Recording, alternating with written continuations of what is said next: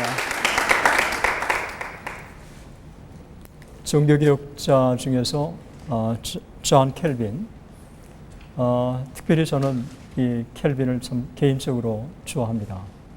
제가 미국에 유학을 가게 된 동기도 켈빈을 전공하고 싶어서 미국에 유학을 하게 됐고, 그 신학대학원에 다니는 동안 좀 볼품없지만 논문으로 켈빈에 대해서 그 논문을 썼습니다.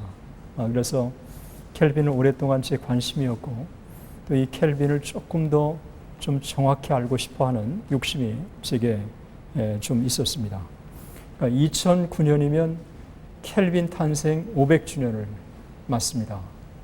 전 세계적으로 한국만큼 켈빈주의가 또 이 장로교가 그렇게 활발한 교회가 없습니다. 그래서 사실 켈빈 500주년의 이 의미 있는 이 사건은 한국 교회가 주도해야 된다고 하는 그 일련의 움직임이 그렇게 일고 있습니다. 우리가 요한 켈빈 통해서 소위 제네바 부흥을 우리가 이 시간 살펴볼 텐데, 그 요한 켈빈은 우리가 잘 아는 대로 1509년에 태어나서 1564년에 세상을 떠났습니다. 그러니까 55세에 세상을 떠났기 때문에 오래 살지는 못했지만 그 짧은 동안 켈빈만큼 인류 역사에 지대한 영향을 미친 인물도 드물다고 볼 수가 있습니다.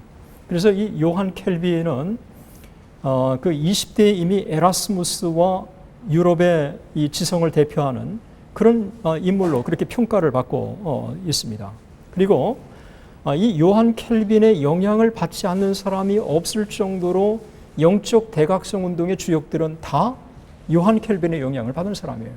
그러니까 요한 켈빈 다음으로 우리가 살펴보게 될 요한 낙스, 그리고 청교도 운동의 대부분의 지도자들, 존 버년, 퍼킨스, 에임스, 이런 일련의 많은 사람들이 다 이 켈빈의 영향을 받은 사람이고, 1차 대각성 운동의 주역이었던 조나단 에드워즈, 그리고 조지 위필드, 그리고 더 나가서 이제 소위 맥체인이라고 하는 1839년에 스코틀랜드 부흥의 주역이었던 인물, 그리고 데이빗 몰간이라고 하는 1859년에 웨일즈 부흥 운동의 주역들, 한국 그 서구 할 것 없이 소위 이 켈빈의 영향을 받지 않는 사람이 없을 정도로 참 이 켈빈의 영향이 너무 큽니다.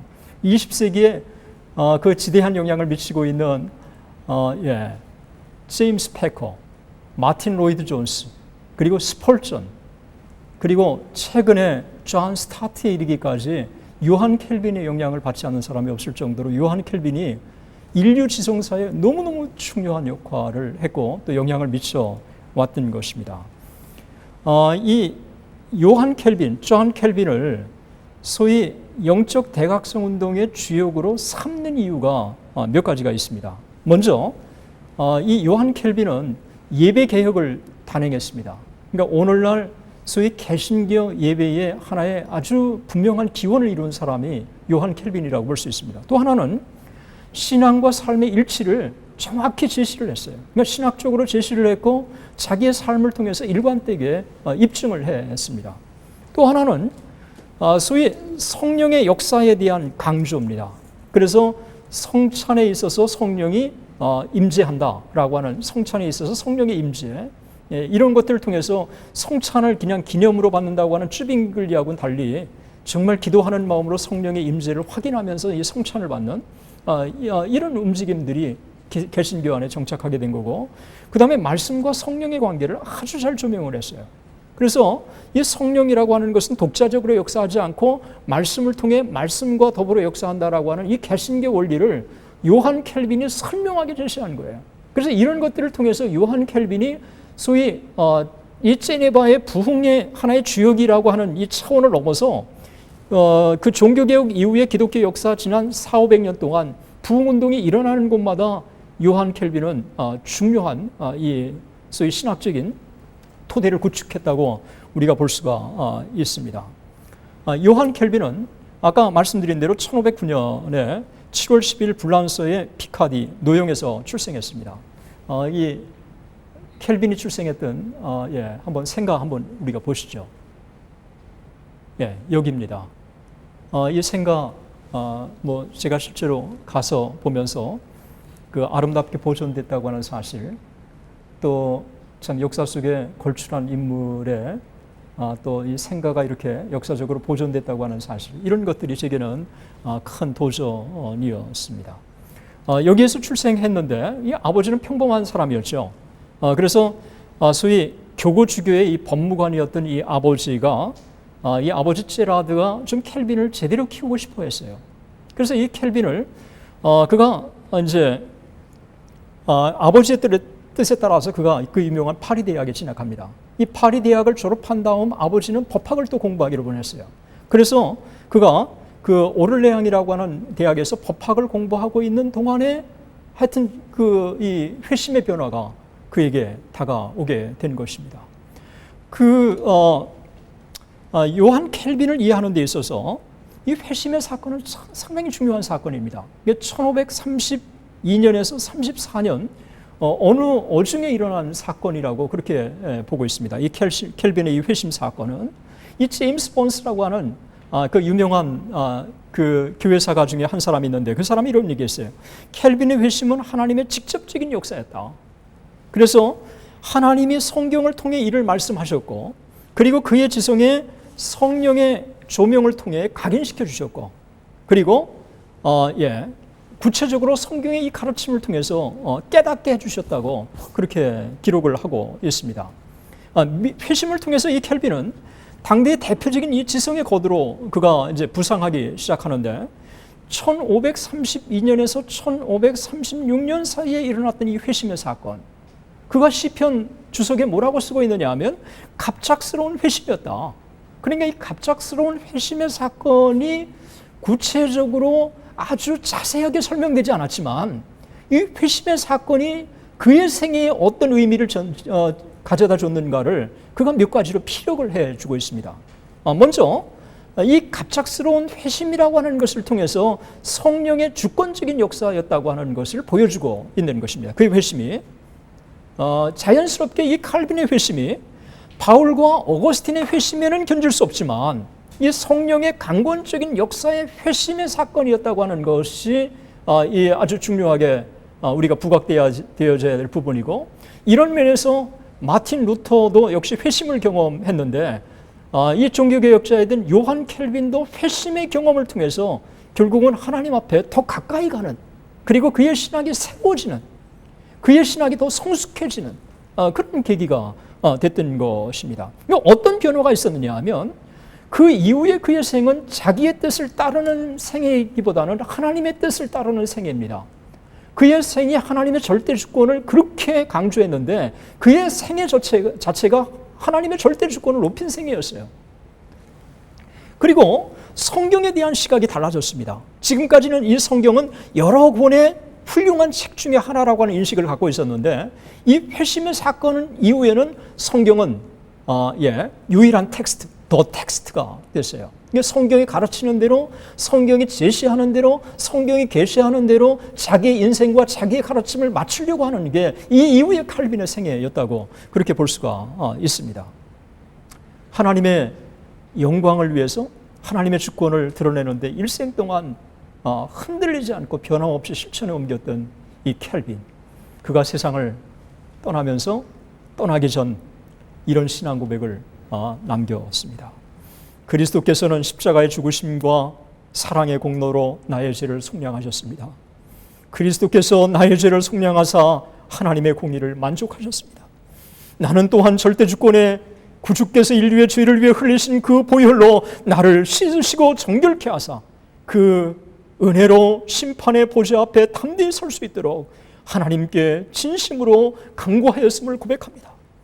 복음의 적들과의 모든 전투와 논쟁에서 거짓되고 악의적이며 궤변적인 생각들을 사용하지 않았습니다.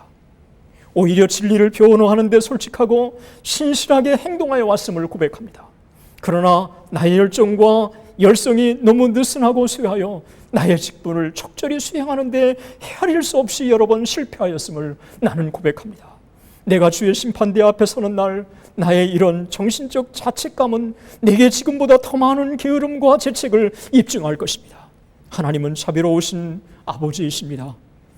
그는 내가 불쌍한 죄인임을 깨우쳐 주셨습니다.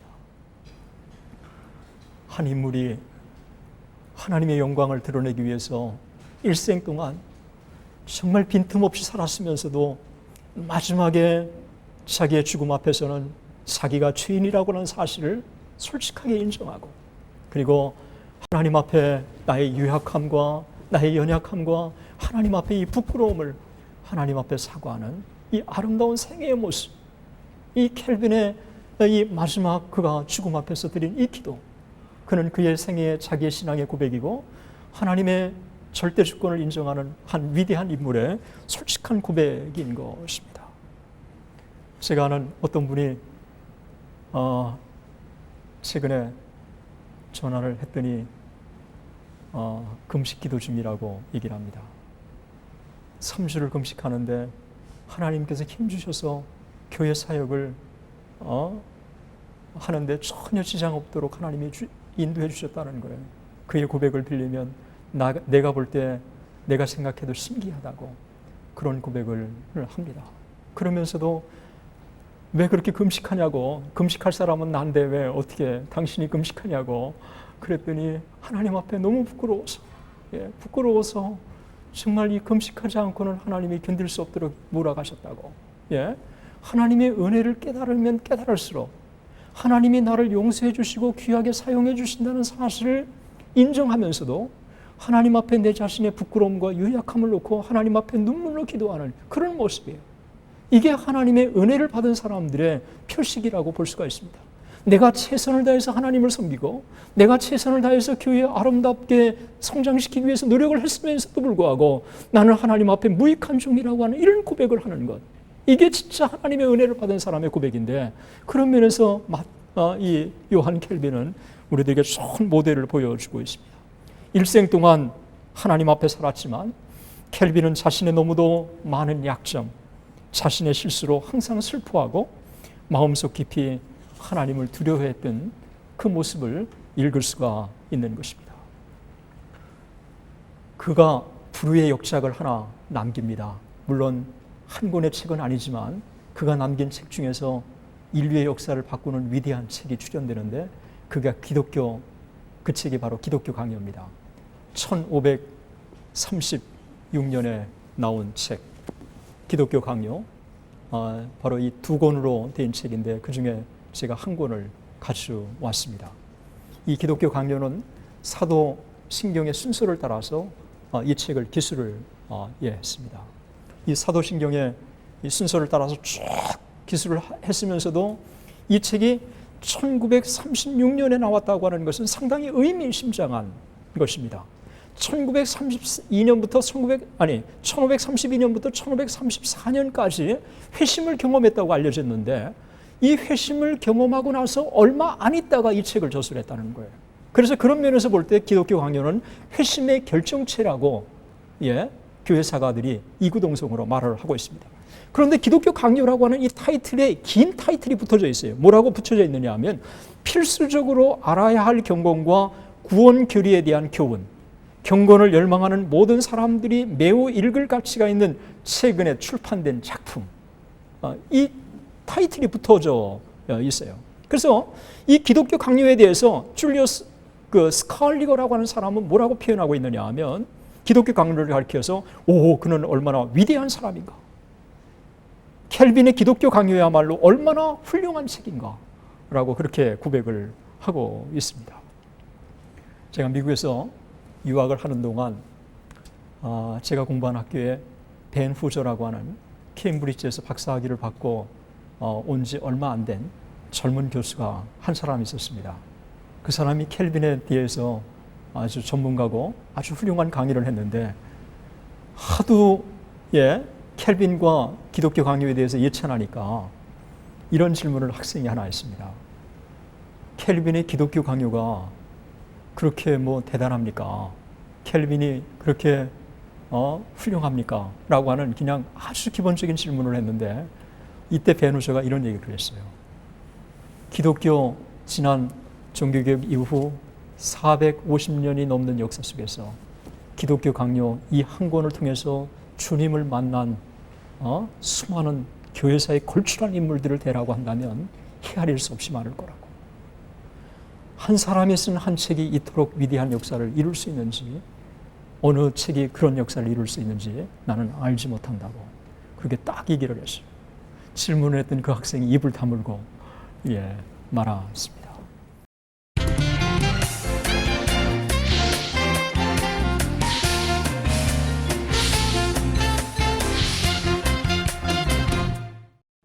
이 책이 그렇게 짧은 기간에 썼으면서도 그렇게 완벽하게 책을 쓸 수 있을까? 역시 책을 쓰는 과정에 있어서도 성령의 도우심과 성령의 인도하심과 성령의 개입이 있을 수밖에 없다는 이 고백을 이 책 한 권을 통해서도 읽을 수가 있습니다. 그래서 이 책에는 소위 마틴 루터의 종교개혁이 솔라 스크립추라, 솔라 피데, 솔라 그라티아라고 하는 종교개혁의 3대 원리에 대해서 하나의 포문을 열었다고 한다면, 이 기독교 강요를 통해서는 이 요한 켈빈이 종교개혁의 이 세 가지 모태를 신학적으로 아주 선명하게 피력을 해놨다고 하는 평가를 받고 있는 것입니다. 이 책 중에서 가장 가치 있는 것 중에 하나를 또 하나 든다고 한다면 역시 말씀과 성령과의 관계입니다. 그래서 소위 성령께서는 말씀을 통해 말씀과 더불어 역사한다고 하는 이 원리를 이 기독교 강요에서 아주 선명하게 제시해 줌으로써 소위 후대의 영적 학성 운동의 길을 열게 됐어요. 하나님의 말씀을 깊이 연구하고 하나님의 말씀을 묵상하고 그 하나님의 말씀을 함께 나누는 곳마다 기독교 역사 속에서 위대한 부흥이 일어났어요. 그것은 성령께서 말씀을 통해 말씀과 더불어 역사한다는 이 원리를 이 켈빈이 아주 설명하게 보여준 것입니다. 그런 면에서 소위 종교개혁 이후에 이 영적 각성운동, 이 부흥운동에 있어서 하나의 켈빈은 하나의 선명한 길을 제시해 주었다고 볼 수가 있습니다. 이 선명한 이 위대한 이 역사는 사실 책으로 제시한 한 번의 역사로 끝나는 게 아니라 끊임없이 개정판을 그가 계속해서 개정판을 내게 됩니다. 켈빈의 이 기독교 강요는 자기가 이 원래의 체제는 바뀌지 않으면서 자기가 깨닫고 발견했던 것들을 보완해 가면서 끊임없는 책을 쭉 만들어 가는데, 그렇게 성숙한 신앙으로 만들어 가는 하나의 결정적인 전환점이 있었어요. 그가 1536년에 이 책을 딱 출간하고 유명해지기 시작하니까 파렐이라고 하는 제네바에 살고 있는 이 개혁자가 이 켈빈을 만나게 되고 요한 켈빈한테 뭐라고 얘기하고 있느냐 하면 제네바의 개혁을 위해서 동참해달라고, 만약 동참하지 않으면 하나님의 저주가 임할 거라고 반협박으로 동참하도록 만들었어요. 그래서 이 파렐과 함께 제네바에서 개혁운동을 전개하다가 1536년에 그쪽으로 가가지고 2년 만에 쫓겨났어요. 1538년에 쫓겨나가지고 스트라스부르크에서 그가 3년 동안 유배 생활을 합니다. 1541년까지. 이 3년 동안의 유배 생활이 켈빈으로 하여금 결국은 위대한 개혁자, 위대한 신학자, 위대한 성숙한 지도자로 만드는 하나의 계기가 되었다고 하는 게 일반적인 평가입니다. 이 스트라스부르크에서 3년 동안의 유배 생활이 없었다면 종교개혁의 소위 제네바 부흥이라고 하는 것은, 제네바 종교개혁이라고 하는 것은 존재하지 않았다고 그렇게 얘기하고 있는데, 그 몇 가지 이유에서 그렇습니다. 이 스트라스부르크에서 있는 동안 그는 3년 동안 신실하게 피난민을 대상으로 목회를 합니다. 스트라스부르크에서 어떤 소위 프랑스의 피난민들을 대상으로 해서 목회를 신실하게 합니다. 한 영혼이 얼마나 소중한가를 그가 피부로 느끼기 시작합니다. 이 스트라스부르크에서 또 누구를 만나느냐 하면 마틴 부처를 만납니다. 이 성숙한 신학자, 성숙한 목회자 마틴 부처를 만나면서 마틴 부처의 이 교류를 통해서 신학적인 성숙을 가져다 오기 시작해요. 그래서 이 마틴 루터가 갖고 있었던 많은 신학들을 그가 그대로 배워가기 시작합니다. 그러면서 성숙한 신앙으로 발전해가기 시작하고 1539년 스트라스부르크에 있는 동안 기독교 강요 그가 소위 증보판을 냅니다.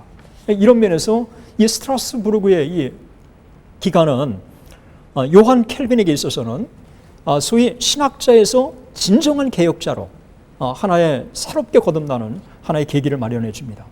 예배 모범이나 권징이나 이런 것들을 마틴 부처한테 배우게 되죠. 그리고 그 존 스트롬이라고 하는 교육가를 만납니다. 그래서 이 교육가를 만나면서 진정한 기독교 교육이 얼마나 소중한가를 깨닫고 그가 나중에 1559년에 그 유명한 소위 제네바 학교를 개설합니다. 이 제네바 학교나 이 모든 것도 스트라스부르크에 3년 동안 유배 생활 동안에 배운 하나의 가르침이라고 볼 수가 있습니다. 이제 그러면 제네바 부흥, 제네바 개혁, 어떤 면에서 제네바 개혁, 제네바 부흥이 역사 속에 중요한 의미를 지니는가 하는 부분들을 우리가 좀 살펴보기로 합니다. 첫 번째로, 그가 3년간의 유배 생활을 마치고 1541년 제네바로 딱 돌아와서 제일 먼저 단행한 게 예배 개혁이었습니다. 그 전까지는 무슨 예배를 드렸느냐면 라틴어 예배를 드렸어요. 그냥 형식적인 예배를 드렸어요. 일반 거기 예배에 참석하는 많은 사람들은 그 메시지를 정확히 들을 수가 없었어요. 그런데 예배를 단행함으로써 소위 불어로 교육하기 시작했습니다. 눈에 보이는 예배에서 들리는 예배로, 그래서 비지블 철치에서 이제는 들리는 예배로 바뀌기 시작했어요. 메시지가 가슴에 와닿기 시작한 것입니다. 이러면서 메시지가 영혼을 때리게 되고 결단을 촉구하게 되고, 이러면서 메시지에 이 받은 많은 사람들이 삶이 변화되는 역사가 나타나기 시작한 거예요. 기독교 역사 속에서 부흥이 일어나는 곳마다 예배 개혁이 일어났어요. 예배가 역동적으로 살아있을 때마다 부흥이 일어났어요. 그래서 켈빈이 돌아와가지고 제일 먼저 단행한 게 예배 개혁이었어요. 그리고 주일날 3번의 예배를 드렸고 평일에도 3번의 예배를 드렸어요. 어느 기록을 보니까 켈빈이 이번 주에 내가 27번의 설교를 했다라고 그렇게 하고 있습니다. 그러니까 이 켈빈이 주일날 예배를 드린 게 아니라 평일에도 계속해서 예배를 드려온 것입니다. 예배가 삶이고 삶이 예배였다고 하는 것들을 보여주고 있습니다. 우리 한국교회가 새벽 기도회를 우리가 합니다. 어디 나라도 한국만큼 새벽 기도를 그렇게 열심히 드리는 곳이 없습니다. 세계에 흩어진 이민교회들이 한국의 모교의 영향을 받아가지고 새벽 기도를 드립니다. 이상하게 외국에 흩어진 교회들도 새벽 기도를 드리는 그런 교회들마다 영적으로 살아나는 것을 경험합니다. 예배가 살아있는 교회, 이럴 때 영적으로 살아있는 것은 당연한 것입니다. 1992년부터 한국교회가 침체를 달리기 시작했습니다. 1992년부터 한국교회가 침체를 달리기 시작한 그 이유가 뭘까요? 1990년 이후에 어떤 현상이 생겨나기 시작했느냐 하면 저녁 7시에 드리는 예배가 오후 2시, 3시로 바뀌어지기 시작했어요.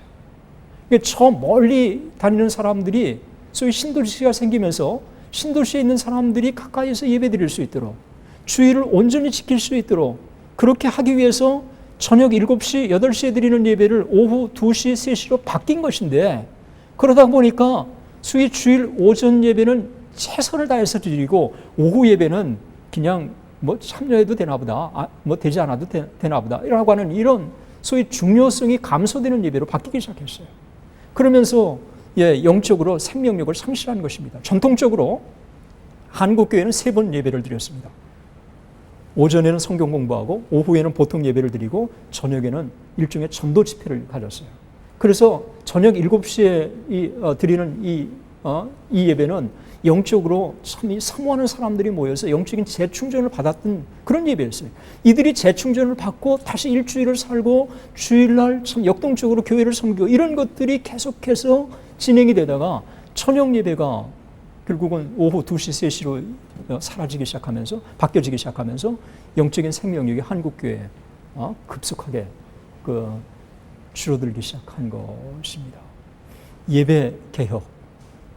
켈빈이 제일 먼저 예배 개혁을 단행했던 것은 그런 면에서 상당히 의미가 있는 것입니다. 두 번째로 요한 켈빈이 이 제네바에서 부흥에 있어서 그 새로운 개혁을 단행한 것은 제네바 아카데미입니다. 은혜를 받고 소위 이런 사람들을 체계적으로 교육시키는 차원을 넘어서 이 제네바뿐만 아니라 이 전 세계를 위해서 이 제네바 아카데미를 개설하는 거예요. 이 제네바 아카데미는 그가 세상을 떠나기 5년 전에 1559년에 개설을 했습니다. 1559년에 개설했지만 이 제네바 아카데미를 통해서 너무도 많은 사람들이 이 부흥의 꿈을 꾸게 되고 개혁의 꿈을 꾸기 시작하는 거예요. 그 중에 하나가 요한 켈빈이에요. 요한 낙스였습니다. 이 요한 낙스가 제네바 아카데미에서 소위 유배 생활을 하는 동안 이 동안에 이 켈빈을 통해서 제네바 아카데미에서 이 기독교 교육이 얼마나 중요한가를 배우게 됩니다. 그래서 이 이상을 가지고 자기의 본국으로 돌아가서 설립한 학교가 뭐냐 하면 에딘버러 대학이었어요.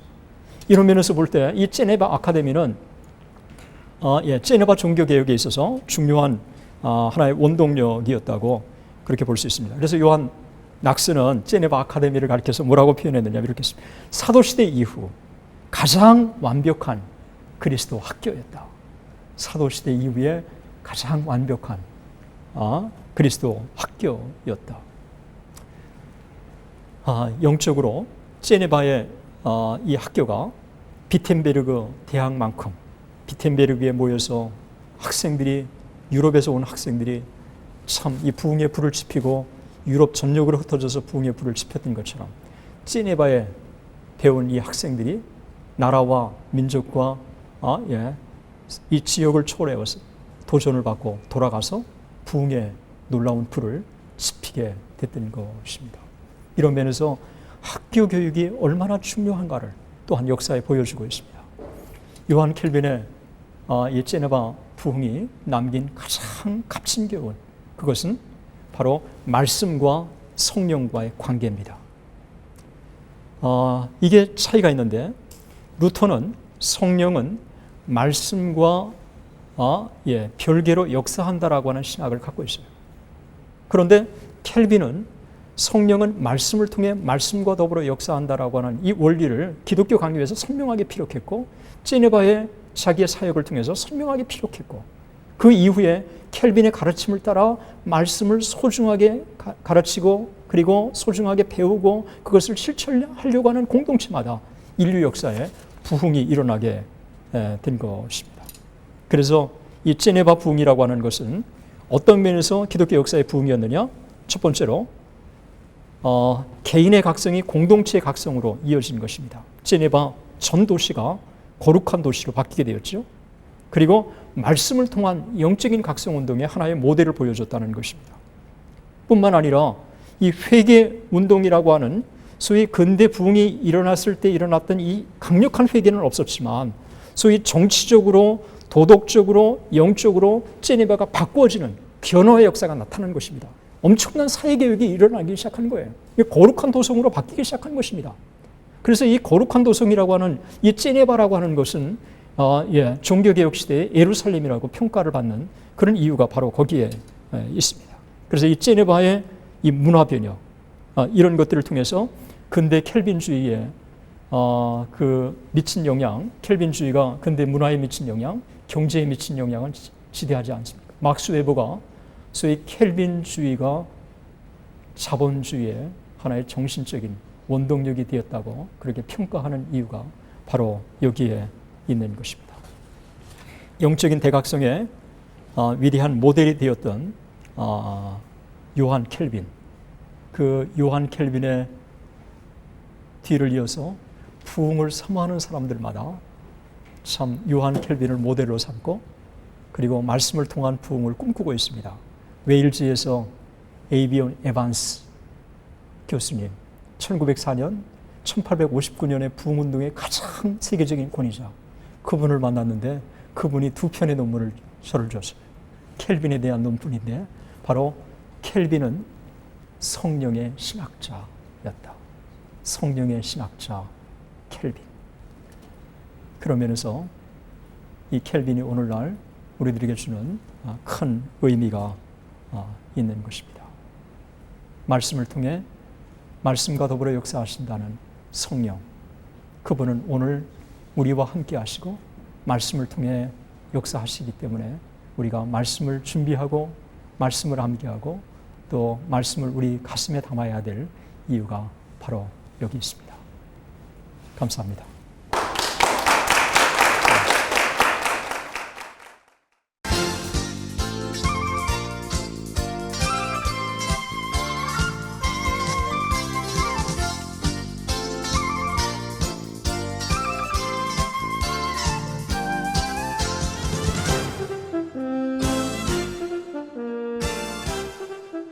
이 프로그램은 선교지의 교회를 세우는 힘찬 첫걸음 드림온과 함께합니다.